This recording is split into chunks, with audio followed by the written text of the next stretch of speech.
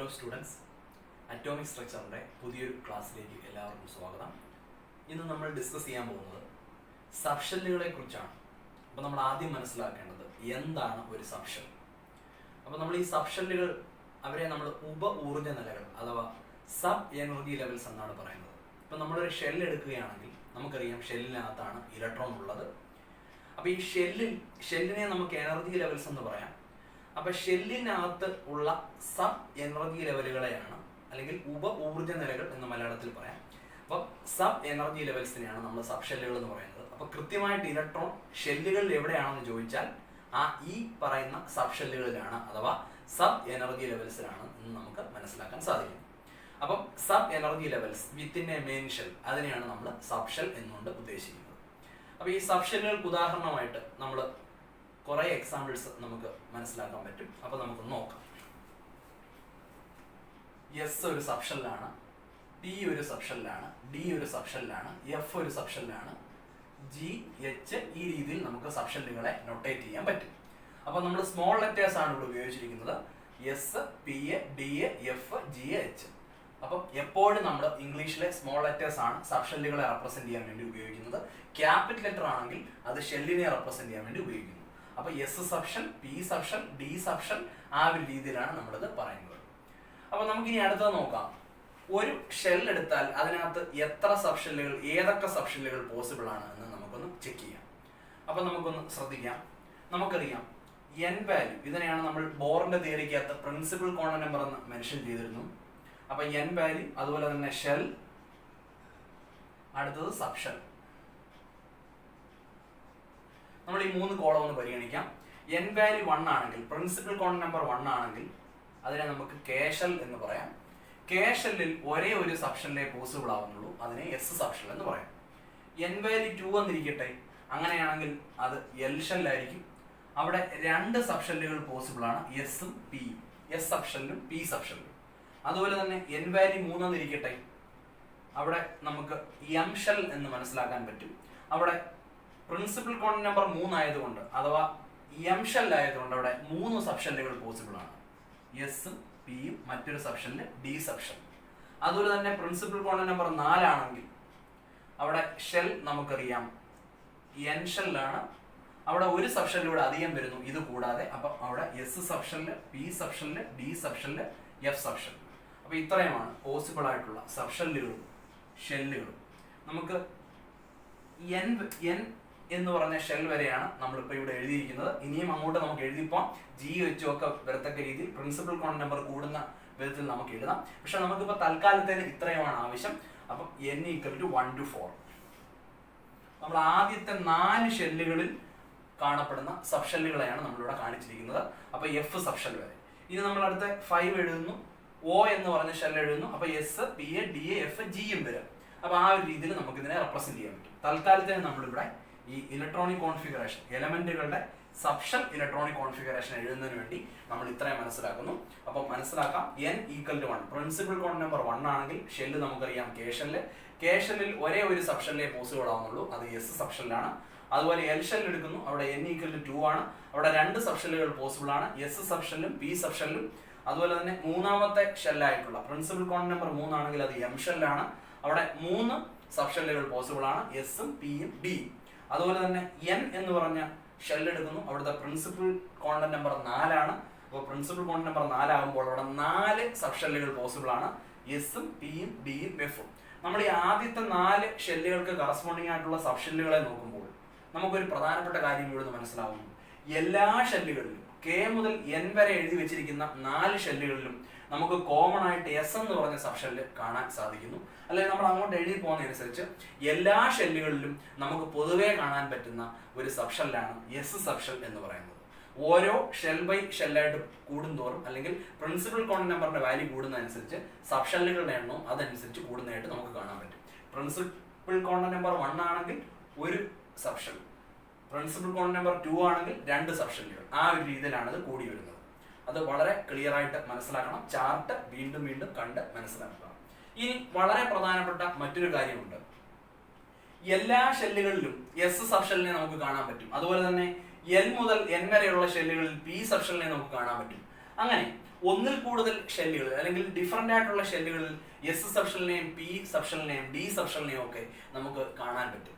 അപ്പൊ ഇവരെ ഒന്ന് മനസ്സിലാക്കാൻ വേണ്ടി ഒരു സബ്ഷെല്ല് കിട്ടിയാൽ അത് ഏത് ഷെല്ലിന്റെ ഭാഗമാണ്, ഏത് ഷെല്ലിനകത്താണ് ആ സബ്ഷെല്ല് വരുന്നത് എന്ന് മനസ്സിലാക്കാൻ വേണ്ടി നമ്മൾ ഈ പ്രിൻസിപ്പൽ കോണ്ടന്റ് നമ്പർ ഉപയോഗിച്ചുകൊണ്ട് ചില പ്രിഫിക്സുകൾ ഉപയോഗിക്കാറുണ്ട്.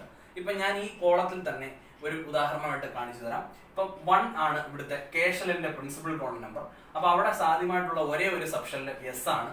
അത് കെ ഷെല്ലിന്റെ ആണ് അല്ലെങ്കിൽ പ്രിൻസിപ്പൽ കോണ്ടന്റ് നമ്പർ 1 ആണ് എന്ന് മനസ്സിലാക്കാൻ വേണ്ടി നമ്മളൊരു പ്രിഫിക്സ് ആയിട്ട് ഇവിടെ 1 എഴുതാറുണ്ട്. അപ്പൊ ഇത് നമ്മൾ വായിക്കുന്നത് 1s എന്നാണ്. 1s. This is you can read it as 1s. ഇതിനെ 1s എന്നാണ് പറയുന്നത്. അപ്പൊ ഈ 1 കാണിക്കുന്നത് കെ ഷെല്ലിന്റെ ആണെന്നാണ്. കെ ഷെല്ലിൽ വരുന്ന എസ് സബ്ഷെൽ എന്നാണ് അതിന്റെ മീനിങ്. അതുപോലെ തന്നെ ഇവിടെ n = 2 ആണ്. നമുക്കറിയാം എൽ ഷെല്ലാണ്. അപ്പൊ ആ 2 എൽ ഷെല്ലിന്റെ ആണ് ഈ എസ് സബ്ഷെല്ലും ബി സബ്ഷെല്ലും എന്ന് മനസ്സിലാക്കാൻ വേണ്ടി ആ എസിന്റെയും പിയുടെയും പുറകുവശത്തായി പ്രിഫിക്സ് ആയിട്ട് നമുക്ക് 2 ആഡ് ചെയ്യാം. സോ ഇവിടെ 2 വരുന്നു, ഇവിടെ 2 വരുന്നു. അപ്പം ഇതിനെ വായിക്കുന്നത് 2s എന്നും 2p എന്നും. അപ്പൊ 2s എന്ന് ഇനി കണ്ടാൽ that belongs to L shell എന്ന് മനസ്സിലാക്കണം. അപ്പൊ 2s എൽ ഷെല്ലിൽ വരുന്ന സബ്ഷെല്ലാണ്, 1s കെ ഷെല്ലിൽ വരുന്ന സബ്ഷെല്ലാണ്. അത് മനസ്സിലാക്കാൻ വേണ്ടി നമ്മൾ പ്രിൻസിപ്പൽ കോണ്ടന്റ് നമ്പറിനെ അതിനെ പ്രിഫിക്സ് ആയിട്ട് ഉപയോഗിച്ചിരിക്കുന്നു. അപ്പൊ 2p എന്ന് പറഞ്ഞാൽ ആ പി സബ്ഷെൽ എവിടെ വരുന്നു? അത് എൽ ഷെല്ലിൽ വരുന്നു. അപ്പൊ ആ 2 കാണിക്കുന്നത് ആ എൽ ഷെല്ലിന്റെ പ്രിൻസിപ്പൽ കോണ്ടന്റ് നമ്പറിനെയാണ്. അതുപോലെ തന്നെ നമുക്ക് പ്രിൻസിപ്പൽ കോണ്ടന്റ് നമ്പർ 3 വരുന്നു, എം ഷെൽ ആണെന്ന് നമുക്കറിയാം. അത് മനസ്സിലാക്കാൻ വേണ്ടി അതിൽ ഉൾപ്പെടുന്ന 3 സബ്ഷെല്ലുകൾക്ക് പ്രിഫിക്സ് ആയിട്ട് നമുക്ക് 3 എന്ന് ആഡ് ചെയ്യുന്നു. അപ്പൊ നമുക്ക് ഇങ്ങനെ കിട്ടുന്നു 3s 3p 3d. ഇങ്ങനെ 3 ആയിട്ട് കിട്ടുന്നു. 3s 3p 3d എന്ന് കിട്ടുന്നു. അതുപോലെ തന്നെ n = 4. n = 4 എന്ന് പറഞ്ഞ പ്രിൻസിപ്പൽ കോണ്ടന്റ് നമ്പറിന്റെ കറസ്പോണ്ടിങ് ആയിട്ടുള്ള ഷെല്ലാണ് N shell, capital N shell എന്ന് പറയുന്നു. അപ്പൊ നമുക്ക് പറയാം അതിൽ ഉൾപ്പെടുന്ന സബ്ഷെല്ലുകൾ എസും പിയും ഡിയും എഫും അവരെ തിരിച്ചറിയാനായിട്ട് നമ്മൾ പ്രിഫിക്സ് ആയിട്ട് ഇവിടെ 4 ആഡ് ചെയ്യും. അപ്പൊ നമുക്ക് എങ്ങനെ വായിക്കാം? 4s 4p 4d 4f. അപ്പൊ ഈ 4f എന്ന് പറഞ്ഞാൽ അത് 4ാമത്തെ ഷെല്ലിലെ എഫ് സബ്ഷെല്ലാണ് എന്നാണ് അർത്ഥം. അപ്പൊ അങ്ങനെ നമുക്ക് അവരെ തിരിച്ചറിയാം. അപ്പൊ നമ്മൾ പ്രിഫിക്സ് ആയിട്ട് ഈ പറഞ്ഞ പ്രിൻസിപ്പൽ കോണ്ടന്റ് നമ്പർ കൊടുത്തു കഴിഞ്ഞാൽ ഒരു സബ്ഷെല്ല് നമുക്ക് കിട്ടിയാൽ അത് ഏത് ഷെല്ലിന്റെ ഭാഗമാണ്, ഏത് ഷെല്ലിനകത്ത് വരുന്നുവെന്ന് നമുക്ക് വളരെ ഈസി ആയിട്ട് ഇതിൽ നിന്ന് മനസ്സിലാക്കാം. ഓക്കെ, വളരെ നന്നായിട്ട് മനസ്സിലാക്കി പഠിക്കുക. ഇനി നമുക്കിവിടെ മനസ്സിലാക്കാനുള്ളത് ഒരു സബ്ഷെല്ലിൽ, ഒരു പ്രത്യേക സബ്ഷെല്ലിൽ അല്ലെങ്കിൽ എസ് എന്ന് പറഞ്ഞൊരു സബ്ഷെല്ല് അല്ലെങ്കിൽ പി എന്ന് പറഞ്ഞ സബ്ഷെല്ല്, ആ സബ്ഷെല്ല് എടുക്കുമ്പോൾ അതിൽ മാക്സിമം എത്ര ഇലക്ട്രോണുകൾ വരെ ഉൾക്കൊള്ളിക്കാൻ പറ്റുന്നു. അപ്പം the maximum number of electrons that can be accommodated in various subshells. അതാണ് നമ്മൾ ഇനി പഠിക്കാൻ പോകുന്നത്. ഒരു സബ്ഷെൽ എടുത്താൽ അതിൽ അങ്ങേയറ്റം മാക്സിമം എത്ര ഇലക്ട്രോണുകളെ ഉൾക്കൊള്ളിക്കാൻ അല്ലെങ്കിൽ ഒക്കുപ്പൈ ചെയ്യാൻ പറ്റും. അത് വളരെ ഇമ്പോർട്ടന്റ് ആണ്. നമ്മൾ സബ്ഷെൽ ഇലക്ട്രോണിക് കോൺഫിഗറേഷൻ ഒരു എലമെന്റിനെ സംബന്ധിച്ച് എഴുതുമ്പോൾ വളരെ പ്രധാനപ്പെട്ട ഒരു കാര്യമാണ് അത്. അത് മനസ്സിലാക്കാൻ വേണ്ടി ഞാൻ മറ്റൊരു കോളം നിങ്ങളെ പഠിപ്പിക്കുന്നു. അവർ സബ്ഷെല്ലിലേക്ക് വരുന്നു. അപ്പൊ ജനറൽ ആയിട്ട് സബ്ഷെല്ലുകൾ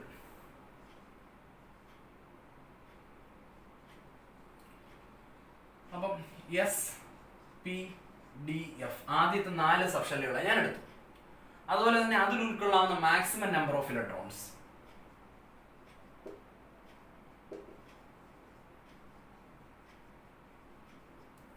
അപ്പം ഈ സബ്ഷെല്ലുകളിൽ ഉൾക്കൊള്ളുന്ന maximum number of electrons S എന്ന് പറഞ്ഞ സബ്ഷെല്ല് നമ്മൾ എടുക്കുകയാണെങ്കിൽ അതിൽ 2 ഇലക്ട്രോണുകളാണ് മാക്സിമം ഉൾക്കൊള്ളിക്കാൻ പറ്റുന്നത്. പി എന്ന് പറഞ്ഞ സബ്ഷെല്ല് എടുക്കുകയാണെങ്കിൽ അത് 6 ഇലക്ട്രോണുകളെയാണ് ഉൾക്കൊള്ളുന്നത്. അതുപോലെ ഡി എന്ന് പറഞ്ഞ സബ്ഷെല്ല് എടുക്കുകയാണെങ്കിൽ അതിൽ മാക്സിമം അങ്ങേയറ്റം 10 ഇലക്ട്രോണുകൾ വരെ വരാം.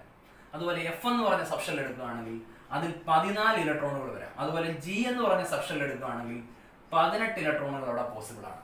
ഇങ്ങനെയാണ് സബ്ഷെല്ലുകൾക്ക് കറസ്പോണ്ടിങ് ആയിട്ടുള്ള മാക്സിമം നമ്പർ ഓഫ് ഇലക്ട്രോൺസ് എന്ന് പറയുന്നത്. വളരെ ഇമ്പോർട്ടന്റ് ആണ്. എസ് എന്ന് പറഞ്ഞ സബ്ഷെല്ലിൽ മാക്സിമം 2 ഇലക്ട്രോണുകൾ വരുന്നു. പി എന്ന് പറഞ്ഞ സബ്ഷെല്ലിൽ മാക്സിമം 6 ഇലക്ട്രോണുകൾ വരുന്നു. ഡി എന്ന് പറഞ്ഞ സബ്ഷെല്ലിൽ മാക്സിമം 10 ഇലക്ട്രോണുകൾ വരെ വരാം. അതുപോലെ എഫിലും ജിയിലും 14, 18 എന്ന യഥാക്രമം നമുക്ക് പറയാൻ പറ്റും. ഇത് വളരെ എളുപ്പത്തിൽ ഓർത്തിരിക്കാം. ഒരു അരിത്തമെറ്റിക് പ്രോഗ്രഷൻ ആണ്. 2ൽ നിന്ന് 4 കൂട്ടിയ 6, വീണ്ടും 4 കൂട്ടിയ 10, വീണ്ടും 4 കൂട്ടിയാൽ 14. അപ്പോൾ ഒരു സമാന്തര ശ്രേണി അല്ലെങ്കിൽ ഒരു അരിത്തമെറ്റിക് പ്രോഗ്രഷൻ പോലെ നമുക്ക് ഇത് ഓർത്തിരിക്കാൻ പറ്റും. 4 വെച്ച് കൂട്ടി പോയാൽ മതി. അപ്പൊ എസ് എന്ന് പറഞ്ഞതും പി എന്ന് പറഞ്ഞ ഡി എന്ന് പറഞ്ഞ എഫ് എന്ന് പറഞ്ഞ ഇങ്ങനെയുള്ള ഏത് സബ്ഷെല്ല് കിട്ടിയാലും അതിൽ പോസിബിൾ ആകുന്ന മാക്സിമം നമ്പർ ഓഫ് ഇലക്ട്രോൺസ് നമുക്ക് ഇങ്ങനെ മനസ്സിലാക്കിയെടുക്കാം. വളരെ എളുപ്പത്തിൽ മനസ്സിലാക്കാൻ പറ്റും. ആദ്യം നമ്മൾ സബ്ഷെൽ എന്തുവാണെന്ന് മനസ്സിലാക്കുക. അവരെ നമുക്ക് സബ് എനർജി ലെവൽസ് എന്ന് പറയാം. ഒരു ഷെല്ല് നമ്മൾ എടുത്താൽ അത് ഒരുപാട് ഊർജ്ജ നിലകൾ അല്ലെങ്കിൽ സബ് എനർജി ലെവൽസ് ഉണ്ട്. അവരെയാണ് നമ്മൾ സബ്ഷെല്ലുകൾ എന്ന് പറയുന്നത്. യഥാർത്ഥത്തിൽ ഷെല്ലുകളിൽ ഇലക്ട്രോൺ ഇരിക്കുന്നത് കറക്റ്റ് ആയിട്ടുള്ള സബ് ഷെല്ലുകളിലാണ്.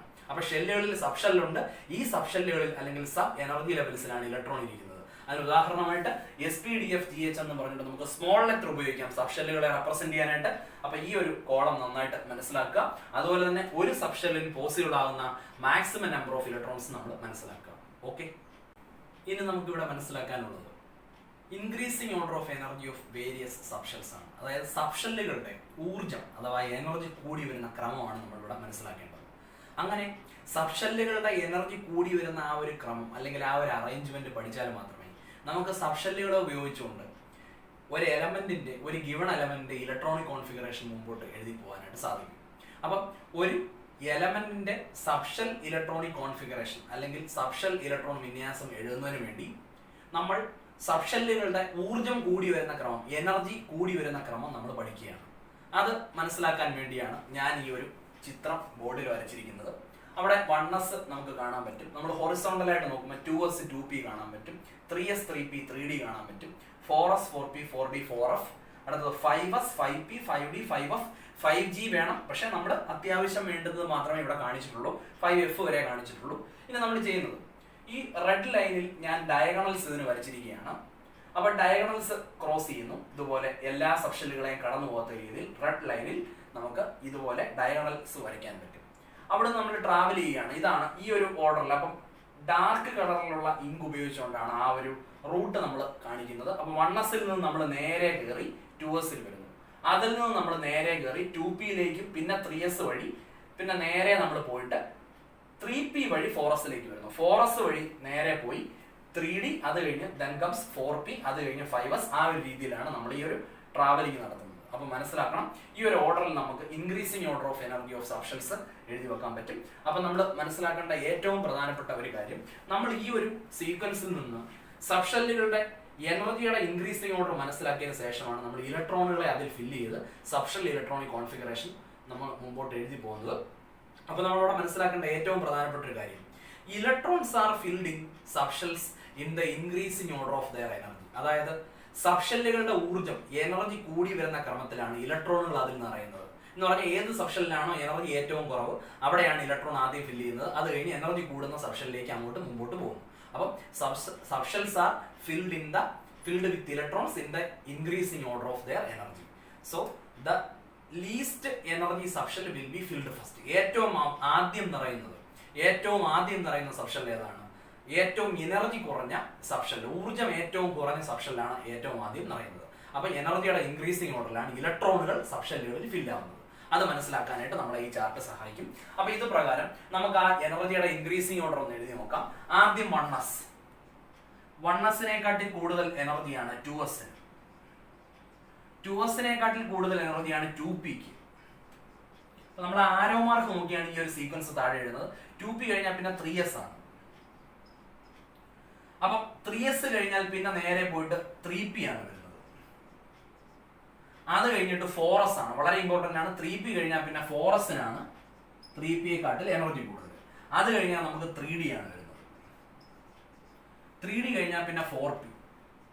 ഈ ഒരു ഓർഡറാണ് നമുക്ക് കീപ്പ് ചെയ്യാൻ പറ്റുന്നത്. അപ്പം നമുക്ക് ഈ ചാർട്ട് പ്രകാരം അല്ലെങ്കിൽ ഈ ഒരു സീക്വൻസ് പ്രകാരം നമുക്ക് ഇങ്ങനെ ഒരു ഓർഡറാണ് ലഭിക്കുന്നത്. അതായത് 1s-നേക്കാട്ടിൽ കൂടുതൽ എനർജിയാണ് 2s-ന്, 2s-നേക്കാട്ടിൽ കൂടുതൽ എനർജിയാണ് 2pക്ക്, അത് കഴിഞ്ഞാൽ കൂടുതൽ എനർജി വരുന്ന 3s-നാണ്, 3s-നേക്കാട്ടിൽ കൂടുതൽ എനർജിയാണ് 3pക്ക്. ഇവിടെ ശ്രദ്ധിക്കേണ്ടതായിട്ടൊരു കാര്യം, 4s 3pയെക്കാട്ടിൽ കൂടുതൽ എനർജി ഉള്ള ആളാണ്. അപ്പം 4s-നേക്കാട്ടിൽ കൂടുതൽ എനർജിയാണ് 3dക്ക്. അവിടെ വളരെ ഇമ്പോർട്ടന്റ് ആയിട്ട് ശ്രദ്ധിക്കണം. അപ്പൊ നമുക്ക് മനസ്സിലാക്കാം 4s-നേക്കാട്ടിൽ കൂടുതൽ എനർജിയാണ് 3dക്ക്. അപ്പൊ ഇലക്ട്രോണുകൾ 4s-ൽ നിറഞ്ഞു കഴിഞ്ഞിട്ടേ 3dയിലേക്ക് പോകും. Increasing order of energy follow ചെയ്യുമ്പോൾ 4s will be filled before 3d. 4s ആണ് ആദ്യം നിറയുന്നത്, അത് കഴിഞ്ഞ് 4p. ആ ഒരു രീതിയിലാണ് നമ്മൾ മനസ്സിലാക്കി പോകാൻ പറ്റുന്നത്. അപ്പം ഇതാണ് എനർജിയുടെ ഇൻക്രീസിംഗ് ഓർഡർ. ഈ ഒരു ഓർഡർ അറിയാമെങ്കിൽ മാത്രമേ നമുക്ക് സബ്ഷെല്ലുകൾ ഉപയോഗിച്ചുകൊണ്ട് ഇലക്ട്രോണിക് കോൺഫിഗറേഷൻ മുമ്പോട്ട് എഴുതി പോകാനായിട്ട് സാധിക്കും. അപ്പം electrons are filled in subshells in the increasing order of their energy. ഇലക്ട്രോണുകൾ സബ്ഷെല്ലുകളിൽ നിറയുന്നത് അവരുടെ എനർജിയുടെ ഇൻക്രീസിംഗ് ഓർഡറിലാണ്. That increasing order of energy is shown here. 1s, 2s, 2p, 3s, 3p, 4s, 3d, 4p, etc. That is the order. അപ്പൊ ഇതാണ് ഇതിന്റെ order എന്ന് പറയുന്നത്. ഈ ഒരു ഓർഡറിലായിരിക്കും ഇലക്ട്രോണുകൾ സബ്ഷെല്ലുകളിൽ വന്ന് നിറയുന്നത്. മനസ്സിലാക്കുക. വീഡിയോ വീണ്ടും വീണ്ടും കണ്ട് മനസ്സിലാക്കുക. വെരി വെരി ഇമ്പോർട്ടൻ്റ് കൺസെപ്റ്റ് ആണ് ഇത് എന്ന് പറയുന്നത്. ഓക്കെ, ഇനി നമുക്കിവിടെ പഠിക്കാനുള്ളത് എങ്ങനെ നമുക്ക് ഈ increasing order of energy of subshell അറിഞ്ഞു വെച്ചുകൊണ്ട് നമുക്കൊരു എലമെന്റിന്റെ സബ്ഷെൽ ഇലക്ട്രോണിക് കോൺഫിഗറേഷൻ എഴുതാൻ സാധിക്കും. അതാണ് നമ്മളിപ്പോൾ ചെയ്യാൻ പോകുന്ന ജോലി എന്ന് പറയുന്നത്. ഒരു എലമെന്റിന്റെ അറ്റോമിക് നമ്പർ അറിയാമെങ്കിൽ അതിന്റെ സബ്ഷെൽ ഇലക്ട്രോണിക് കോൺഫിഗറേഷൻ നമുക്ക് വളരെ എളുപ്പത്തിൽ എഴുതാൻ പറ്റും. അവിടെ വളരെ പ്രധാനപ്പെട്ട ഒരു കാര്യമുണ്ട്. സബ്ഷെൽ ഇലക്ട്രോണിക് കോൺഫിഗറേഷൻ ഒരു മൂലകത്തിന്റെ എഴുതുമ്പോൾ നമ്മൾ ശ്രദ്ധിക്കേണ്ടത് അവിടുത്തെ സബ്ഷെല്ലുകളുടെ എനർജിയുടെ ഇൻക്രീസിങ് ഓർഡർ നമ്മൾ ഫോളോ ചെയ്യേണ്ടതായിട്ട് ഉണ്ട്. ആ ഒരു ഓർഡറാണ് നമ്മൾ കഴിഞ്ഞ ആ ഒരു സീക്വൻസിൽ മനസ്സിലാക്കിയത്. ഇവിടെ ഞാൻ വീണ്ടും അത് മുകളിൽ എഴുതി വെച്ചിട്ടുണ്ട്. 1s 2s 2p 3s 3p 4s 3d. അതാണ് increasing order of energy of subshells. ഈ ഒരു പാറ്റേൺ നമ്മൾ ഫോളോ ചെയ്തിട്ടാണ് ഒരു എലമെന്റിന്റെ സബ്ഷെൽ ഇലക്ട്രോണിക് കോൺഫിഗറേഷൻ എഴുതുന്നത്. നമുക്ക് 1-2 ഉദാഹരണങ്ങൾ ശ്രദ്ധിക്കാം. ആദ്യം തന്നെ പീരിയോഡിക് ടേബിളിലെ ഒന്നാമത്തെ എലമെന്റ് ആയിട്ടുള്ള ഹൈഡ്രജനെ ഞാൻ എടുക്കുന്നു. നിങ്ങൾക്ക് എല്ലാവർക്കും അറിയാം ഹൈഡ്രജന്റെ Z വാല്യൂ 1 ആണ്, അറ്റോമിക് നമ്പർ 1 ആണ്. ഒരു സംശയവും വേണ്ട, ഒറ്റ ഒരു ഇലക്ട്രോണേ ഹൈഡ്രജനകത്തുള്ളൂ. അപ്പൊ നമ്മൾ ആദ്യത്തെ സബ്ഷെൽ എടുക്കുന്നു. അപ്പൊ നമ്മൾ ഇങ്ങനെ എഴുതുന്നു, subshell electronic configuration, subshell EC electronic configuration equal to ആദ്യത്തെ സബ്ഷെല്ലിൽ 1s. ആകെ ഒരു ഇലക്ട്രോണേ ഉള്ളൂ. ആ ഒരു ഇലക്ട്രോണെ ഇവിടെ അങ്ങ് ഫിൽ ചെയ്യുന്നു. അപ്പൊ നമ്മളിത് വായിക്കുന്നത് 1s1 എന്നാണ്. ഇവിടെ നമ്മൾ പവർ പോലെയാണ് ഈ ഇലക്ട്രോണിനെ എഴുതുന്നത്. അപ്പൊ വായിക്കുന്നത് 1s1 എന്നാണ് ഇത് വായിക്കുന്നത്. ഇനി നമുക്ക് മറ്റൊരു എലമെന്റിലേക്ക് പോവാം. രണ്ടാമത്തെ എലമെന്റ് ആയിട്ടുള്ള ഹീലിയത്തിലേക്ക് വരാം. നമുക്കറിയാം ഹീലിയത്തിന്റെ അറ്റോമിക് നമ്പർ 2 ആണ്. അപ്പൊ നമ്മളിവിടെ സബ്ഷെൽ ഇലക്ട്രോണിക് കോൺഫിഗറേഷൻ എഴുതിയാൽ നമുക്കറിയാം 2 ഇലക്ട്രോണുകളാണ് ഹീലിയത്തിലുള്ളത്. ആദ്യത്തെ സബ്ഷെല്ല് 1s2. ഇത് 1s2 എന്നാണ് വായിക്കുന്നത്, 1s സ്ക്വയർ എന്നല്ല. So this is you can read it as 1s2. ഇങ്ങനെയാണ് ഇത് വായിക്കുന്നത്. ഇനി അടുത്ത നമുക്ക് മൂന്നാമത്തെ എലമെന്റ് ആയിട്ടുള്ള ലിഥിയത്തിലേക്ക് വരാം. നമുക്ക് എല്ലാവർക്കും അറിയാം ലിഥിയത്തിന്റെ അറ്റോമിക് നമ്പർ 3 ആണ്. ഇതുപോലെ സബ്ഷെൽ ഇലക്ട്രോണിക് കോൺഫിഗറേഷൻ നമ്മൾ എഴുതിയാൽ നമുക്കറിയാം 3 ഇലക്ട്രോണുകൾ ഇവിടെ ഉണ്ട്. അപ്പൊ നമുക്ക് 1sൽ നമുക്കറിയാം മാക്സിമം 2 ഇലക്ട്രോണുകളെ വരും. എസിൽ മാക്സിമം 2 ഇലക്ട്രോണുകളെ വരും. ഇനി ഒരു ഇലക്ട്രോൺ ബാക്കിയുണ്ട്, അത് അപ്പുറത്തെ സബ്ഷെല്ലിലേക്ക് പോകുന്നു. അപ്പൊ 2sൽ ഒരു ഇലക്ട്രോണിന്റെ ആവശ്യമേ ഉള്ളൂ. ഇവിടെ ടോട്ടൽ 2 1 3. അപ്പൊ ഇത് വായിക്കുന്നത് 1s2 2s1. ഇതിന്റെ ഇടയ്ക്ക് കോമയോ ഗ്രേറ്റർ ദാൻ സൈനോ ഒന്നും വേണ്ട. നമ്മൾ ഇങ്ങനെ നിരത്തി അങ്ങ് എഴുതിയാൽ മതി. 1s2 2s1. That is the subshell electronic configuration of lithium. ഇനി നമുക്ക് നാലാമതൊരു ഉദാഹരണം നോക്കാം. ബെർലിയത്തിലേക്ക് വരാം. നമുക്ക് എല്ലാവർക്കും അറിയാം അറ്റോമിക് നമ്പർ 4 ആണ്. ഇതേപോലെ തന്നെ നമുക്ക് സബ്ഷെൽ ഇലക്ട്രോണിക് കോൺഫിഗറേഷൻ നമുക്ക് എഴുതാൻ സാധിക്കും. അപ്പൊ സബ്ഷെൽ ഇലക്ട്രോണിക് കോൺഫിഗറേഷൻ 4 ആണ് അറ്റോമിക് നമ്പർ. ആദ്യത്തെ സബ്ഷെല്ല് 1s, അതിൽ 2 ഇലക്ട്രോൺ, അത് കംപ്ലീറ്റ്ലി ഫില്ലായി. ഇനി അടുത്ത ബാക്കി 2 ഇലക്ട്രോൺ ഉണ്ട്. അപ്പൊ അത് 2s2ലേക്ക് ഓട്ടോമാറ്റിക് ആയിട്ട് പോകുന്നു. So this is the electronic configuration 1s2 2s2. ഈ 2ൽ കൂടുതൽ ഇലക്ട്രോണുകൾ എസ് സബ്ഷെല്ലിൽ ഇരിക്കില്ല. ഇനി അടുത്ത നമുക്ക് അഞ്ചാമത്തെ എലമെന്റ് ആയിട്ടുള്ള ബോറോണിലേക്ക് വരാം. നമുക്ക് എല്ലാവർക്കും അറിയാം Z വാല്യൂ 5 ആണ്. 5 ആണ് ബോറോണിന്റെ അറ്റോമിക് നമ്പർ. നമ്മൾ ഇതുപോലെ തന്നെ സബ്ഷെൽ ഇലക്ട്രോണിക് കോൺഫിഗറേഷൻ എഴുതിയാൽ നമുക്കറിയാം 1s2 അത് കംപ്ലീറ്റ് ഫില്ലായി. അടുത്തത് 2s2 അത് കംപ്ലീറ്റ് ഫില്ലായി. മൊത്തം 5 ഇലക്ട്രോണുകളുണ്ട്. ഇനി ഒരു ഇലക്ട്രോൺ ബാക്കി നിൽപ്പുണ്ട്. ഇവിടെ 4 ഇലക്ട്രോണുകളേ ഉള്ളൂ. 1s2 2s2 അത് മൂന്നാമത്തെ സബ്ഷെല്ലിലേക്ക് പോകുന്നു. അപ്പൊ അത് 2p. നമുക്കറിയാം 2pയുടെ മാക്സിമം കപ്പാസിറ്റി 6 ഇലക്ട്രോൺസ് ആണ്. ഇവിടെ ഒരു ഇലക്ട്രോണിന്റെ ആവശ്യമുള്ള വളരെ ഈസി ആയിട്ട് നമുക്ക് എഴുതാൻ പറ്റും 1s2 2s2 2p1. അപ്പൊ ഈ രീതിയിൽ നമുക്ക് എലമെന്റുകളുടെ സബ്ഷെൽ ഇലക്ട്രോണിക് കോൺഫിഗറേഷൻ വളരെ ഈസി ആയി തന്നെ എഴുതാവുന്നതാണ്.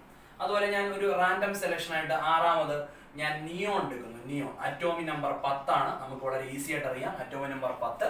അപ്പൊ നമ്മൾ സബ്ഷെൽ ഇലക്ട്രോണിക് കോൺഫിഗറേഷനിലേക്ക് വരുന്നു. നമ്മൾ ഇതിന്റെ സബ്ഷെൽ ഇലക്ട്രോണിക് കോൺഫിഗറേഷനിലേക്ക് വരുമ്പോൾ ഇവിടെ 10 ഇലക്ട്രോണുകളാണ്. അപ്പൊ നമ്മൾ ഇങ്ങനെ ഒരു എൻഡിൽ നിന്ന് മറ്റേ എൻഡിലേക്ക് എഴുതി പോയാൽ ആദ്യം 1s സബ്ഷെല്ല് കംപ്ലീറ്റ്ലി ഫിൽഡ് ആണ്. 1s2 2s2. അപ്പൊ 4 ഇലക്ട്രോണുകൾ കംപ്ലീറ്റ് ആയി. ഇനി മൊത്തം 10 ഇലക്ട്രോണുകളാണ്. ബാക്കി 6 ഇലക്ട്രോണുകൾ വരണം. അപ്പൊ നമ്മൾ 2p എഴുതി മൂന്നാമത്തെ സബ്ഷെല്ല്. അതിൽ നമുക്കറിയാം 6 ഇലക്ട്രോണുകൾ വരുന്നു. ഒരു സംശയവും വേണ്ട. This is the electronic configuration of neon 1s2 2s2 2p6. അപ്പൊ ഈ രീതിയിൽ നമുക്ക് എല്ലാ എലമെന്റുകളുടെയും ഈ ഒരു എനർജിയുടെ ഇൻക്രീസിംഗ് ഓർഡർ അറിയാമെങ്കിൽ വളരെ ഈസി ആയിട്ട് നമുക്ക് ഏത് എലമെന്റിന്റെയും സബ്ഷെൽ ഇലക്ട്രോണിക് കോൺഫിഗറേഷൻ നമുക്ക് എഴുതാനായിട്ട് സാധിക്കുന്നു. ഇനി അറ്റോമിക് നമ്പർ ഹയർ ആയിട്ടുള്ള ഒരു എലമെന്റിലേക്ക് ഞാൻ പോവുകയാണ്. അടുത്ത ഇപ്പൊ നിയോൺ ആയി 10 അറ്റോമിക് നമ്പർ. ഇനി ഞാൻ വളരെ ഈസി ആയിട്ട് കാൽഷ്യത്തെ ഒരു ഉദാഹരണമായിട്ട് എടുക്കുന്നു. നമുക്കറിയാം അറ്റോമിക് നമ്പർ 20 ആണ്, കുറച്ചുകൂടെ ഹയർ അറ്റോമിക് നമ്പർ ഉള്ള എലമെന്റ് ആണ്. അപ്പൊ സബ്ഷെൽ ഇലക്ട്രോണിക് കോൺഫിഗറേഷൻ എഴുതുമ്പോൾ 1s2 2s2 2p6 ഇപ്പൊ 10 ഇലക്ട്രോണുകൾ കംപ്ലീറ്റ് ആയി. അപ്പൊ 1s2 2s2 2p6 3s2 3p6 അപ്പൊ 10 12 18. 3p കഴിഞ്ഞാൽ നമ്മൾ ഈ ഓർഡർ നോക്കുമ്പോൾ 3s 3p 3s ആയി 3p ആയി. പിന്നെ വരുന്നത് 4s ആണ്. അപ്പൊ നമ്മൾ 4s എഴുതി. 4sൽ 2 ഇലക്ട്രോണുകളുടെ ആവശ്യമുണ്ട്, കാരണം 18ഉം ഈ 2 കൂടെ ആകുമ്പോൾ 20 ആയി. അപ്പൊ കാൽഷ്യത്തിന്റെ സബ്ഷെൽ ഇലക്ട്രോണിക് കോൺഫിഗറേഷൻ ആണ് ഇത് വായിക്കുന്നത്. 1s2 2s2 2p6 3s2 3p6 4s2 ആ രീതിയിലാണ്. ഈ ഒരു ഇൻക്രീസിങ് ഓർഡർ ഓഫ് എനർജി അവിടെ ഫോളോ ചെയ്യണം. ഈ കോൺഫിഗറേഷന്റെ ഇടയ്ക്ക് കോമയോ ഗ്രേറ്റർ ദാൻ സൈനോ ലെസ് ദാൻ സൈനോ ഒന്നും വേണ്ട, നമ്മൾ നിരത്തി ഇതങ്ങ് എഴുതിയാൽ മതി. ഇതാണ് ഇതിന്റെ ഒരു റെഗുലർ പാറ്റേൺ എന്ന് പറയുന്നത്. ഇത് നമുക്ക് മറ്റൊരു എലമെന്റിലേക്ക് പോവാം. കുറച്ചും കൂടെ ഒരു ഹയർ അറ്റോമിക് നമ്പർ ഉള്ള എലമെന്റ് ആണ് അയൺ. അറ്റോമിക് നമ്പർ 26 ആണ് അയൺ എന്ന് പറയുന്നത്. അപ്പൊ ഇദ്ദേഹത്തിന്റെ ഇലക്ട്രോണിക് കോൺഫിഗറേഷൻ എഴുതുമ്പോൾ നമുക്ക് നോക്കാം എങ്ങനെയാണെന്ന്. 1s2 2s2 2p6 3s2 3p6 കഴിഞ്ഞാൽ പിന്നെ 4s2 അപ്പോഴാകുമ്പോൾ 20 ഇലക്ട്രോണുകളായി. 26 ഇലക്ട്രോണുകളാണ്, ഇനി 6 ഇലക്ട്രോൺ ഉണ്ട്. അപ്പൊ 4s കഴിഞ്ഞാൽ പിന്നെ 3d ആണ് നമ്മുടെ എനർജിയുടെ increasing order. Very very important. 4s കഴിഞ്ഞാൽ പിന്നെ 3d ആണ്. ഇവിടെ ബാക്കി 6 ഇലക്ട്രോണുകൾ വേണം. നമുക്കറിയാം ഡി എന്ന് പറഞ്ഞ സബ്ഷെല്ലിൽ മൊത്തം 10 ഇലക്ട്രോണുകൾ വരും. ഇവിടെ 3d6 എന്ന് പറയുന്നു. അപ്പൊ എണ്ണി നോക്കുമ്പോൾ 2 4 10 12 18 20 26 ഈ രീതിയിൽ നമുക്ക് അയണിന്റെ ഇലക്ട്രോണിക് കോൺഫിഗറേഷൻ കംപ്ലീറ്റ് ചെയ്യാൻ പറ്റും. അതുപോലെ തന്നെ നമുക്ക് മറ്റൊരു എക്സാമ്പിളിലൂടെ നോക്കാം. സിങ്ക് ഞാനൊരു ഉദാഹരണമായിട്ട് എടുക്കുന്നു. സിങ്കിന്റെ അറ്റോമിക് നമ്പർ 30 ആണ് എന്ന് പറഞ്ഞാൽ which means 30 electrons are present in zinc. സിങ്കിൽ 30 ഇലക്ട്രോണുകൾ ഉണ്ട്. അത് ഇതുപോലെ നമ്മൾ ക്രമീകരിച്ചാൽ നമുക്ക് ഇങ്ങനെ കിട്ടുന്നു. 1s2 2s2 2p6 3s2 3p6 4s2 3d10 എന്നാണ് നമുക്ക് അവിടെ കിട്ടുന്നത്. എണ്ണി നോക്കാം. 2 4 10 12 18 20 20 10 30. അപ്പൊ ഡിയിൽ മാക്സിമം 10 ഇലക്ട്രോണുകൾ വരും. അപ്പൊ 30 അറ്റോമിക് നമ്പർ ഉള്ള സിങ്കിന്റെ ഇലക്ട്രോണിക് കോൺഫിഗറേഷൻ അല്ലെങ്കിൽ സബ്ഷെൽ ഇലക്ട്രോണിക് കോൺഫിഗറേഷൻ ഈ ഒരു രീതിയിൽ നമുക്ക് എഴുതി അവസാനിപ്പിക്കാൻ പറ്റും. 4s കഴിഞ്ഞിട്ടാണ് 3d വരുന്നത്. നമ്മൾ സ്ട്രിക്റ്റ് ആയിട്ട് ഈ ഒരു ഇൻക്രീസിങ് ഓർഡർ ഓഫ് എനർജി ഇവിടെ എല്ലാം ഫോളോ ചെയ്തിട്ടുണ്ട്. അപ്പൊ ഈ ഒരു രീതിയിൽ നമുക്ക് വളരെ ഈസിയായി ഏതൊരു എലമെന്റിന്റെയും ഇലക്ട്രോണിക് കോൺഫിഗറേഷൻ അല്ലെങ്കിൽ സബ്ഷെൽ ഇലക്ട്രോണിക് കോൺഫിഗറേഷൻ നമുക്ക് എഴുതാൻ പറ്റും. അവിടെ ഒരു കാര്യം നമ്മൾ പ്രത്യേകം ശ്രദ്ധിക്കണം. We should follow the increasing order of energy of the subshells. സബ്ഷെല്ലുകളുടെ എനർജിയുടെ ഇൻക്രീസിങ് ഓർഡർ നമ്മളിവിടെ പാലിച്ചെങ്കിൽ മാത്രമേ നമുക്ക് ഇത് കറക്റ്റ് ആയിട്ട് എഴുതി പോകാൻ പറ്റൂ. ആ ഒരു ഓർഡറിലാണ് ഇലക്ട്രോണുകൾ ഫില്ല് ചെയ്യുന്നത്. അപ്പം ആദ്യം എനർജി കുറഞ്ഞ സബ്ഷെല്ലിൽ ഇലക്ട്രോൺ ആദ്യം ഫില്ല് ചെയ്യുന്നു. അത് കഴിഞ്ഞ് എനർജി കൂടി വരുന്ന ക്രമത്തിലാണ് ഇലക്ട്രോണുകൾ ഫില്ല് ചെയ്ത് മുമ്പോട്ട് പോകുന്നത്. അതനുസരിച്ച് നമ്മളിവിടെ മനസ്സിലാക്കണം. വീഡിയോ വീണ്ടും വീണ്ടും കാണുക, മനസ്സിലാക്കുക, എഴുതുക, പഠിക്കുക. ഓക്കെ, നമ്മളിനി ഇവിടെ സബ്ഷെൽ ഇലക്ട്രോണിക് കോൺഫിഗറേഷനുമായിട്ട് മനസ്സിലാക്കാൻ പോകുന്ന മറ്റൊരു കാര്യം എന്തെന്ന് വെച്ചാൽ, അതായത് നമ്മളൊരു എലമെന്റിന്റെ സബ്ഷെൽ ഇലക്ട്രോണിക് കോൺഫിഗറേഷൻ എഴുതുമ്പോൾ അതിന്റെ ഒരു ഷോർട്ട് ഹാൻഡ് റെപ്രസെന്റേഷൻ എങ്ങനെ നമുക്ക് വളരെ ലഘൂകരിച്ച് ഈ പറയുന്ന സബ്ഷെൽ ഇലക്ട്രോണിക് കോൺഫിഗറേഷൻ ഒരു എലമെന്റിന്റെ എഴുതാൻ സാധിക്കും. അതാണ് നമ്മൾ ഇനി ചിന്തിക്കാൻ പോകുന്നത്. അപ്പോൾ മനസ്സിലാക്കണം, ഒരു എലമെന്റിന്റെ അല്ലെങ്കിൽ ഒരു മൂലകത്തിന്റെ സബ്ഷെൽ ഇലക്ട്രോണിക് കോൺഫിഗറേഷൻ എഴുതുമ്പോൾ ഹയർ അറ്റോമിക് നമ്പർ ഉള്ള ഒരു എലമെന്റ് കിട്ടിക്കഴിഞ്ഞാൽ അറ്റോമിക് നമ്പർ കൂടുന്നതനുസരിച്ച് ഈ സബ്ഷെൽ ഇലക്ട്രോണിക് കോൺഫിഗറേഷൻ വളരെ വലുതായിക്കൊണ്ടേയിരിക്കും. നമുക്ക് ബുക്കിലൊന്നും എഴുതി ചിലപ്പോൾ നിർത്താൻ സാധിക്കില്ല. അതുപോലെ വളരെ ലെങ്തി പ്രൊസീജിയർ ആയിട്ടാണ് ഈ സബ്ഷെൽ ഇലക്ട്രോണിക് കോൺഫിഗറേഷൻ പോകുന്നത്.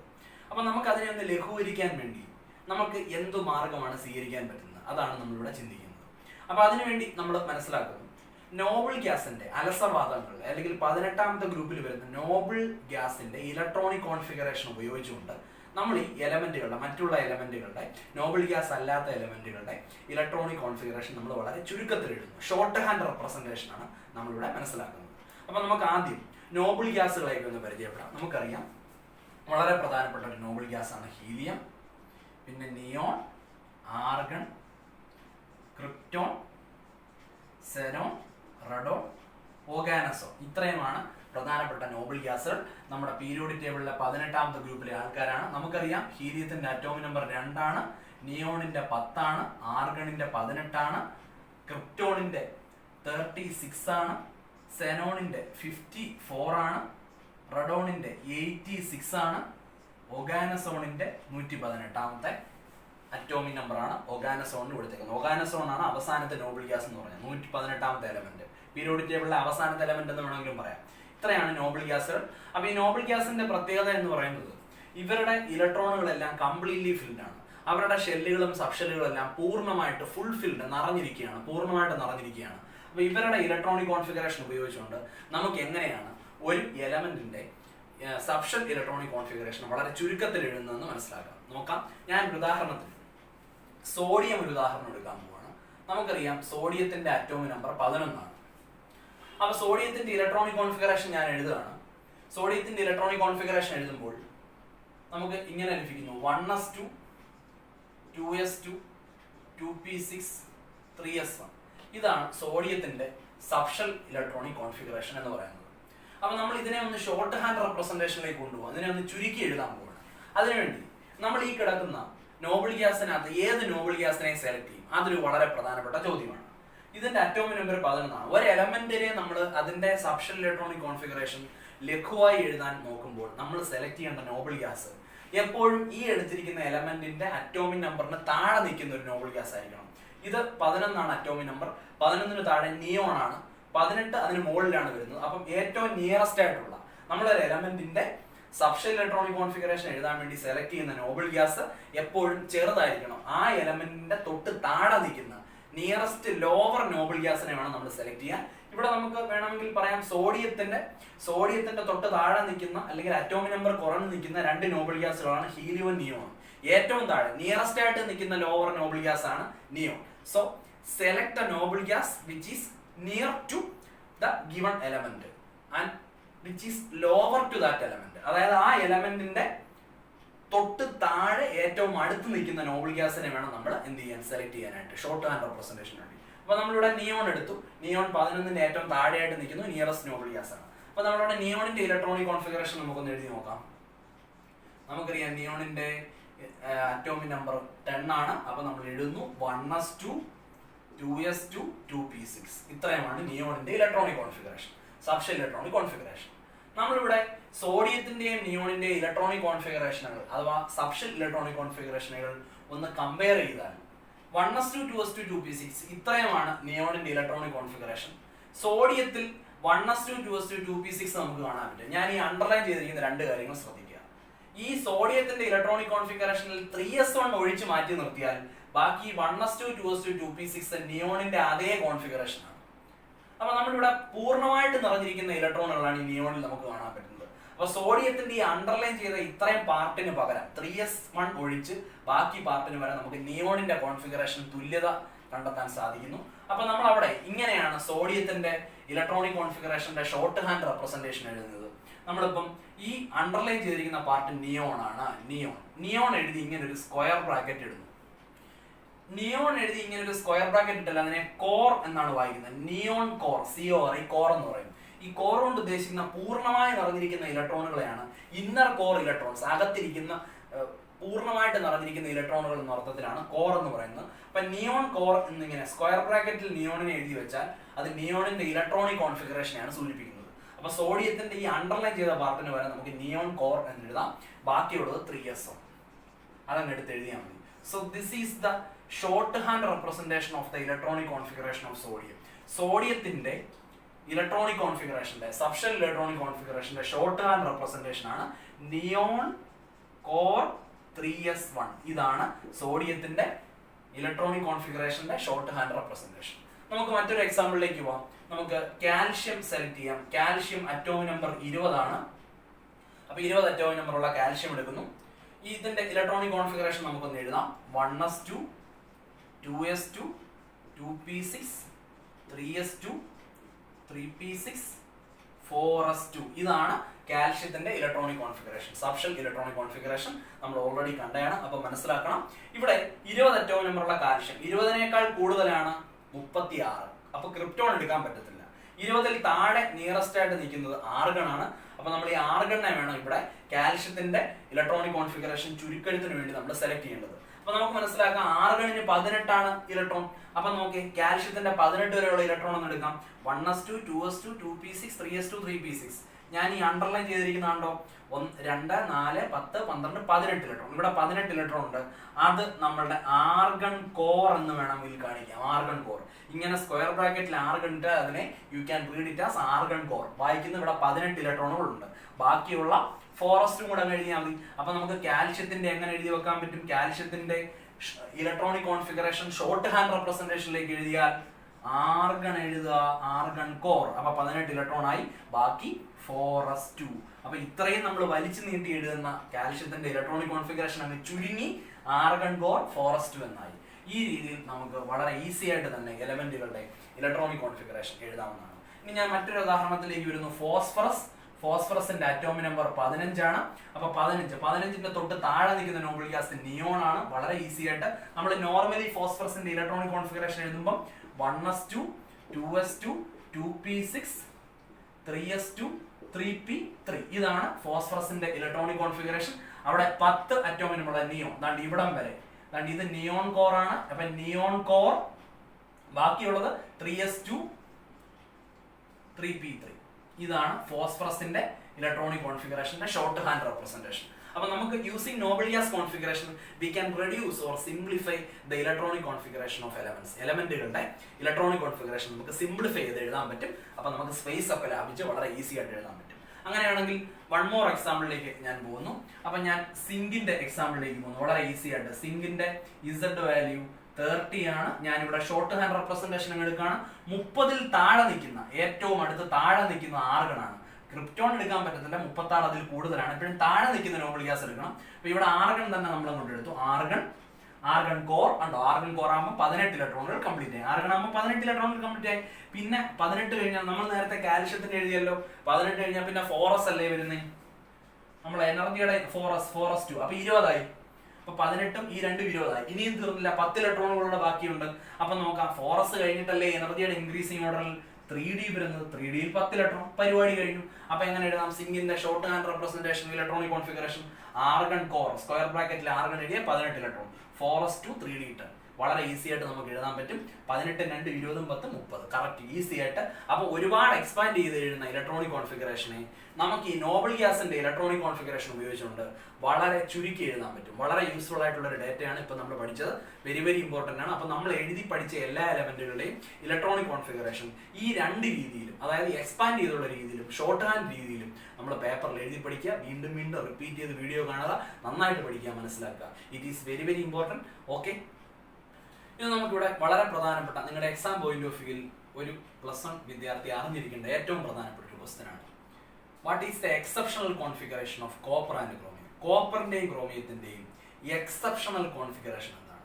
എക്സെപ്ഷണൽ എന്ന് പറഞ്ഞാൽ സംതിങ് ഡിഫറെന്റ്, വ്യത്യസ്തമായിട്ടുള്ള ഒരു കോൺഫിഗറേഷൻ ആണ് നമ്മളിവിടെ പഠിക്കാൻ പോകുന്നത്. അപ്പൊ പീരിയോഡിക് ടേബിളിൽ ഇപ്പൊ നമ്മൾ ട്രാൻസിഷൻ മെറ്റൽസ് നമ്മൾ കുറച്ച് കഴിയുമ്പോൾ അതിനെ ഡി ബ്ലോക്ക് എലമെന്റുകൾ എന്ന് പറയും. അപ്പൊ ട്രാൻസിഷൻ മെറ്റൽസ് പരിഗണിക്കുമ്പോൾ ഏകദേശം 10ഓളം എലമെന്റുകൾക്ക് ഇതുപോലെ എക്സെപ്ഷണൽ കോൺഫിഗറേഷൻ, മറ്റുള്ള കോൺഫിഗറേഷനിൽ നിന്ന് ചില വ്യത്യസ്തമായിട്ടുള്ള കോൺഫിഗറേഷൻ നമുക്ക് കാണാൻ പറ്റും. നമുക്ക് +1 ലെവലിൽ 2 എലമെന്റുകളുടെ എക്സെപ്ഷണൽ കോൺഫിഗറേഷൻ ആണ് പഠിക്കാനുള്ളത്, കോപ്പറിന്റെയും ക്രോമിയത്തിന്റെയും. അപ്പം അതുപോലെ തന്നെ നമ്മൾ ഇന്നർ ട്രാൻസിഷൻ എലമെന്റ്സ് പഠിക്കുമ്പോൾ അവിടെയും നമുക്ക് ഇതുപോലെ എക്സെപ്ഷണൽ കോൺഫിഗറേഷൻസ് ഒക്കെ കാണാൻ പറ്റും. അപ്പൊ അവിടെ നമുക്ക് ഇത്രയും ഒരുപാട് കാര്യങ്ങൾ പഠിക്കാനുള്ള കൂട്ടത്തിൽ ഇപ്പൊ നമുക്ക് +1ൽ 2 കാര്യങ്ങളാണ് പ്രധാനപ്പെട്ടത് പഠിക്കാനുള്ളത്. കോപ്പറിന്റെയും ക്രോമിയത്തിന്റെയും എക്സെപ്ഷണൽ കോൺഫിഗറേഷൻ. എക്സെപ്ഷണൽ എന്ന് പറഞ്ഞാൽ മറ്റുള്ള കോൺഫിഗറേഷനിൽ നിന്ന് വ്യത്യസ്തമായിട്ട് ഇവിടെ എന്താണ് കോൺഫിഗറേഷനിലുള്ള വ്യത്യാസം എന്ന് നമുക്ക് നോക്കാം. അതിനു മുമ്പ് ആദ്യം മനസ്സിലാക്കേണ്ട ഒരു കാര്യം, നമ്മളൊരു എലമെന്റിന്റെ ഇലക്ട്രോണിക് കോൺഫിഗറേഷൻ എഴുതി അവസാനിപ്പിക്കുമ്പോൾ അവിടെ ലാസ്റ്റ് സബ്ഷനിൽ ഫുൾഫിൽഡ് ആയിട്ടുള്ള ഇലക്ട്രോണിക് കോൺഫിഗറേഷനോ ഹാഫ് ഫിൽഡ് ഇലക്ട്രോണിക് കോൺഫിഗറേഷനോ ഉണ്ടെങ്കിൽ നമുക്കതിന് എക്സ്ട്രാ സ്റ്റെബിലിറ്റി ഉണ്ട് എന്ന് പറയാൻ പറ്റും. അപ്പൊ ഈ എക്സ്ട്രാ സ്റ്റെബിലിറ്റിയുടെ ബേസിസിലാണ് നമ്മൾ ഈ എക്സെപ്ഷണൽ കോൺഫിഗറേഷൻ പഠിക്കുന്നത്. അപ്പൊ നമുക്കൊന്ന് മനസ്സിലാക്കാം. അത് കോപ്പറിന്റെയും ക്രോമിയത്തിന്റെ ഉദാഹരണങ്ങളിലൂടെ നമുക്കത് ചെക്ക് ചെയ്യാം. നമുക്ക് ആദ്യം തന്നെ ക്രോമിയം ഒരു ഉദാഹരണമായിട്ട് എടുക്കാം. ക്രോമിയം, അതിന്റെ സിമ്പൽ എന്ന് പറഞ്ഞാൽ Cr ആണ്, അറ്റോമിക് നമ്പർ 24 ആണ്. അപ്പൊ നമ്മളിവിടെ ആദ്യം ചെക്ക് ചെയ്യാൻ പോകുന്നത്, നമ്മൾ പ്രതീക്ഷിക്കുന്ന, നമ്മൾ നേരത്തെ പഠിച്ച ഓർഡർ അനുസരിച്ച് ക്രോമിയത്തിന്റെ ഇലക്ട്രോണിക് കോൺഫിഗറേഷൻ ഞാൻ ഇവിടെ ഒന്ന് എഴുതി വെക്കാം. അതിനെയാണ് നമ്മൾ പ്രതീക്ഷിക്കുന്ന അല്ലെങ്കിൽ എക്സ്പെക്ടഡ് കോൺഫിഗറേഷൻ എന്ന് പറയുന്നത്.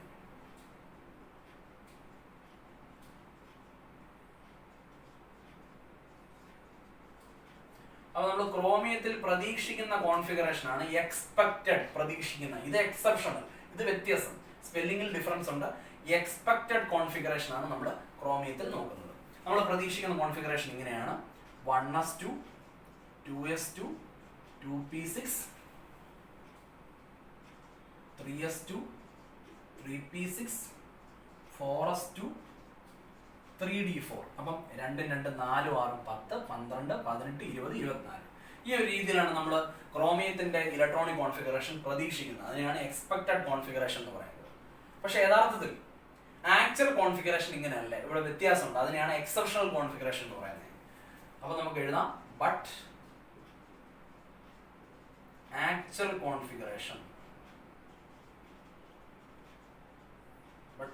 കോൺഫിഗറേഷൻ ഈസ്, യഥാർത്ഥത്തിലുള്ള കോൺഫിഗറേഷൻ ഇങ്ങനെയാണ്. ഇവിടെ സംഭവിക്കുന്നത് ഈ അവസാനം എസിൽ 4sലുള്ള 2 ഇലക്ട്രോണുകളിൽ നിന്ന് ഒരു ഇലക്ട്രോണിനെ 3dയിലേക്ക് കൊടുക്കും. അപ്പം 4s2 എന്നുള്ളത് 4s1ഉം 3d4 എന്നുള്ളത് 3d5ഉമായിട്ട് മാറുന്നു. ഒരു ഇലക്ട്രോൺ അങ്ങോട്ട് ട്രാൻസ്ഫർ ചെയ്യുന്നു. അപ്പൊ കോൺഫിഗറേഷൻ ഇങ്ങനെയാണ് കിട്ടുന്നത്. ബാക്കി എല്ലാത്തിലും മാറ്റമൊന്നുമില്ല. അപ്പൊ 1s2, 2s2, 2p6, 3s2, 3p6, 4s2ൽ നിന്ന് ഒരു ഇലക്ട്രോൺ പോയാൽ 4s1, ഇത് 3d4 എന്നുള്ളത് 3d5 ആയിട്ട് മാറും. ഞാൻ ഈ അണ്ടർലൈൻ ചെയ്തിരിക്കുന്ന ആ കോൺഫിഗറേഷനിൽ ഒരു ചെറിയ വ്യത്യാസം ഒന്നുമില്ല, വളരെ സിമ്പിൾ. എസിൽ ഇരിക്കുന്ന ഒരു ഇലക്ട്രോണിനെ ഡിയിലേക്ക് കൊടുത്തിരിക്കുന്നു. അപ്പൊ അത് s2 എന്നുള്ളത് s1 ആയി, 3d4 എന്നുള്ളത് 3d5 എന്നായിട്ട് മാറി. ഡിയിൽ ഇപ്പോൾ 5 ഇലക്ട്രോൺ ആയിട്ട് മാറി. ഇലക്ട്രോണുകളുടെ എണ്ണത്തിലൊന്നും വ്യത്യാസം വന്നിട്ടില്ല. എസിൽ ഇരിക്കുന്ന ഒരു ഇലക്ട്രോണിനെ ഡിയിലോട്ട് കൊടുത്തേ ഉള്ളൂ. അപ്പൊ നമുക്ക് നോക്കാം. ക്രോമിയത്തിന്റെ യഥാർത്ഥ കോൺഫിഗറേഷൻ ആണ് ഞാൻ ഈ താഴെ എഴുതി വെച്ചിരിക്കുന്നത്. മേളിൽ എഴുതി വെച്ചിരിക്കുന്നതാണ് നമ്മൾ പ്രതീക്ഷിക്കുന്നത്. നമ്മൾ അങ്ങനെ ആയിരിക്കും എന്ന് വിചാരിക്കുന്നു, പക്ഷെ അതല്ല യഥാർത്ഥ configuration. The second one is the correct answer. That is the actual configuration. എന്തിനാണ് ഇങ്ങനെ എസിൽ ഒരു ഇലക്ട്രോണിനെ എടുത്ത് ഡിയിലേക്ക് കൊടുത്ത് d4നെ d5 ആക്കി വെച്ചിരിക്കുന്നത്? അതാണ് ഇവിടുത്തെ ചർച്ചാ വിഷയം.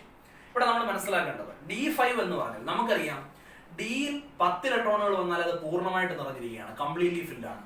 ഡിയിൽ അതിന്റെ നേരെ പകുതി d5 ആണ് ഇവിടെ. അപ്പൊ ഇവിടെ മനസ്സിലാക്കേണ്ടത് ഒരു സബ്ഷെല്ലിൽ കംപ്ലീറ്റ്ലി ഫിൽഡ് ഇലക്ട്രോൺസ് ആണെങ്കിലും ഹാഫ് ഫിൽഡ് ഇലക്ട്രോൺസ് ആണെങ്കിലും അവർക്ക് എക്സ്ട്രാ സ്റ്റെബിലിറ്റി ഉണ്ട്. അപ്പം എക്സ്ട്രാ സ്റ്റെബിലിറ്റി, കൂടുതൽ സ്റ്റെബിലിറ്റി കൈവരിക്കുന്നതിനാണ് ഈ ക്രോമിയം ഇതുപോലെ ഒരു പ്രോസസ്സ് ഏർപ്പെടുന്നത്. അപ്പൊ മനസ്സിലാക്കാം. അപ്പൊ എസിലെ ഒരു ഇലക്ട്രോണിനെ ഡിയിലേക്ക് കൊടുത്തത് d4 എന്നുള്ളത് d5 ആക്കി. അപ്പൊ നമുക്ക് പറയാം d5 എന്നുള്ളത് ഏത് കോൺഫിഗറേഷനാണ്? Half filled കോൺഫിഗറേഷനാണ്. ഏറ്റവും അവസാനത്തെ സബ്ഷെല്ലിൽ പകുതി നിറഞ്ഞിരിക്കുക ഇലക്ട്രോൺ ഹാഫ് ഫിൽഡ് കോൺഫിഗറേഷനാണ്. ഹാഫ് ഫിൽഡ് കോൺഫിഗറേഷന് വെറും സ്റ്റെബിലിറ്റി അല്ല, എക്സ്ട്രാ സ്റ്റെബിലിറ്റി ഉണ്ട്. അപ്പൊ എക്സ്ട്രാ സ്റ്റെബിലിറ്റി കൈവരിക്കുന്നതിനാണ് ക്രോമിയം ഈ രീതിയിൽ അതിന്റെ ഇലക്ട്രോണിക് അറേഞ്ച്മെന്റ് ചെയ്യുന്നത്. ഇനി അതുപോലെ തന്നെ നമുക്ക് കോപ്പറിനെ ഉദാഹരണമായിട്ട് എടുത്താൽ നമുക്കറിയാം അറ്റോമിക് നമ്പർ 29 ആണ്. നമ്മൾ നേരത്തെ പറഞ്ഞതുപോലെ പ്രതീക്ഷിക്കുന്ന കോൺഫിഗറേഷൻ.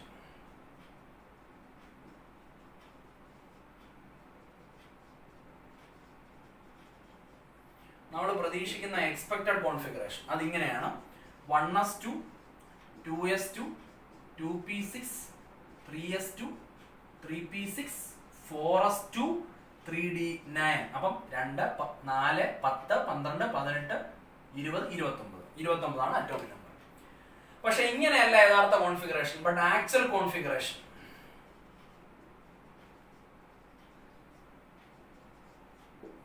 അപ്പൊ ആക്ച്വൽ കോൺഫിഗറേഷൻ എന്ന് പറയുമ്പോൾ നേരത്തെ പറഞ്ഞ പോലെ 4sലെ ഒരു ഇലക്ട്രോൺ എടുത്ത് ഞാൻ 3dയിലേക്ക് കൊടുത്താൽ നേരത്തെ ഇവിടെ ചെയ്ത കാര്യം പറഞ്ഞ പോലെ 3d9 എന്നുള്ളത് 3d10 ആയിട്ട് മാറുന്നു. ബാക്കി കോൺഫിഗറേഷന് വ്യത്യാസമില്ല. അപ്പൊ ഇങ്ങനെ എഴുതാം: 1s2, 2s2, 2p6, 3s2, 3p6, 4s1, 3d10. See the difference? ആ വ്യത്യാസം നോക്കേ. എസിലെ ഒരു ഇലക്ട്രോണിനെ ഡിയിലേക്ക് കൊടുത്തിരിക്കുന്നു. അപ്പൊ 4s1ഉം 3d10ഉം ആയിട്ട് മാറും. ഇവിടെ ഈ പറയുന്ന കോപ്പറിന് ഇങ്ങനെ ഒരു കോൺഫിഗറേഷൻ സ്വീകരിക്കുന്ന വഴി കോപ്പറിന് കൂടുതൽ സ്ഥിരത അല്ലെങ്കിൽ എക്സ്ട്രാ സ്റ്റെബിലിറ്റി കിട്ടും. അപ്പൊ നമ്മളിവിടെ മനസ്സിലാക്കുന്നു ഇവിടെ d5 ഇവിടെ d10. അപ്പൊ കംപ്ലീറ്റ്ലി ഫിൽഡ് കോൺഫിഗറേഷനും ഹാഫ് ഫിൽഡ് കോൺഫിഗറേഷനും എക്സ്ട്രാ സ്റ്റെബിലിറ്റി ഉണ്ട്.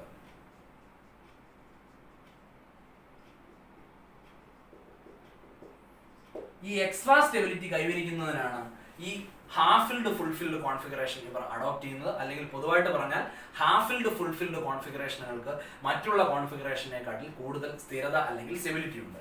ഇവിടെ പ്രത്യേകിച്ച് ഈ ഉദാഹരണത്തിൽ d5ഉം അതുപോലെ തന്നെ d10. ഇവര് ഹാഫ് ഫിൽഡ് d5ഉം ഫുൾ ഫിൽഡ് ആയിട്ടുള്ള d10. ഇവർക്ക് സ്റ്റെബിലിറ്റി വളരെ കൂടുതലാണ്. ഇതുപോലെ നമ്മൾ പി സബ്ഷെല്ലിന്റെ കേസ് എടുക്കുവാണെങ്കിൽ p3 ആൻഡ് p6 ഇത് ഹാഫ് ഫിൽഡ്, ഇത് ഫുൾ ഫിൽഡ്. എസ് എടുക്കുവാണെങ്കിൽ s2 ആൻഡ് s1. അതുപോലെ തന്നെ എഫ് എടുക്കുവാണെങ്കിൽ F7 and F14 half filled full filled, half filled full filled, ആ രീതിയിലാണ് എല്ലാ ഓർബിറ്റൽസുകളിലും അല്ലെങ്കിൽ എല്ലാ സബ്ഷെല്ലുകളിലും നമുക്ക് ഇത് കാണാൻ പറ്റും. അപ്പൊ മനസ്സിലാക്കാം, ഹാഫ് ഫിൽഡ് ഫുൾ ഫിൽഡ് സബ്ഷെല്ലുകൾക്ക് മറ്റുള്ള ഇലക്ട്രോണിക് കോൺഫിഗറേഷനെക്കാട്ടി സ്റ്റെബിലിറ്റി ഉണ്ട്. അങ്ങനെ സ്റ്റെബിലിറ്റി കൈവരിക്കുന്നതിന്, എക്സ്ട്രാ സ്റ്റെബിലിറ്റി ആകുന്നതിന് വേണ്ടിയാണ് ക്രോമിയം കോപ്പറും ഇതുപോലുള്ള എക്സെപ്ഷണൽ കോൺഫിഗറേഷൻ. എക്സെപ്ഷണൽ കോൺഫിഗറേഷൻ എന്ന് പറഞ്ഞാൽ ഈ ആക്ച്വൽ കോൺഫിഗറേഷനെയാണ് വ്യത്യസ്തമായിട്ടുള്ള എക്സെപ്ഷണൽ കോൺഫിഗറേഷൻ എന്ന് പറയുന്നത്. ആദ്യം എഴുതിയിരിക്കുന്ന കോൺഫിഗറേഷനാണ് നമ്മൾ പ്രതീക്ഷിക്കുന്ന കോൺഫിഗറേഷൻ ആണ്, അതല്ല ഇവർക്ക് കിട്ടുന്നത്, വ്യത്യാസമുണ്ട്. എന്തിനാണ് ഇങ്ങനെ എക്സെപ്ഷണൽ കോൺഫിഗറേഷൻ കാണിക്കുന്നതെന്ന് വെച്ചാൽ in order to attain extra stability, കൂടുതൽ സ്ഥിരത, എക്സ്ട്രാ സ്റ്റെബിലിറ്റി കൈവരിക്കുന്നതിന് വേണ്ടിയാണ് കോപ്പറും ക്രോമിയം ഈ രീതിയിൽ എക്സെപ്ഷണൽ കോൺഫിഗറേഷൻ എക്സിബിറ്റ് ചെയ്യുന്നത്. ഇനി പീരിയോഡിക് ടേബിൾ വേറെ ഒരുപാട് എലമെന്റുകൾക്ക് ഇതുപോലെ എക്സെപ്ഷണൽ കോൺഫിഗറേഷൻ അവൈലബിൾ ആണ്. നമുക്കിപ്പം +1 ലെവലിൽ ഈ 2 ഉദാഹരണങ്ങളാണ് പഠിക്കാനുള്ളത്. വളരെ നന്നായിട്ട് പഠിക്കുക. എക്സാമിനേഷൻ പോയിന്റ് ഓഫ് വ്യൂ വീണ്ടും വീണ്ടും എഴുതി മനസ്സിലാക്കി പഠിക്കുക. ഈ കോൺഫിഗറേഷനുകളെ വേണമെങ്കിൽ നമുക്ക് ഷോർട്ട് ഹാൻഡ് റെപ്രസെന്റേഷൻ ആർഗൺ കൊടുത്തും എഴുതി വെക്കാൻ പറ്റും. ആർഗൺ കൊടുത്തും കൂടെ പ്രാക്ടീസ് ചെയ്യുക. ഇതിപ്പോ ഞാൻ എക്സ്പാൻഡഡ് ആയിട്ട് കാണിച്ചാണ്. ഇതിനെ വേണമെങ്കിൽ ഷോർട്ട് ആയിട്ട് വേണമെങ്കിൽ റെപ്രസെന്റ് ചെയ്യാം. ആർഗൺ എന്ന് പറഞ്ഞ നോബൽ ഗ്യാസിന്റെ ഇലക്ട്രോണിക് കോൺഫിഗറേഷൻ ഉപയോഗിച്ചുകൊണ്ട്. ഇത്രയും കാര്യങ്ങളാണ്. This is all about the case of exceptional configuration of copper and chromium. Okay.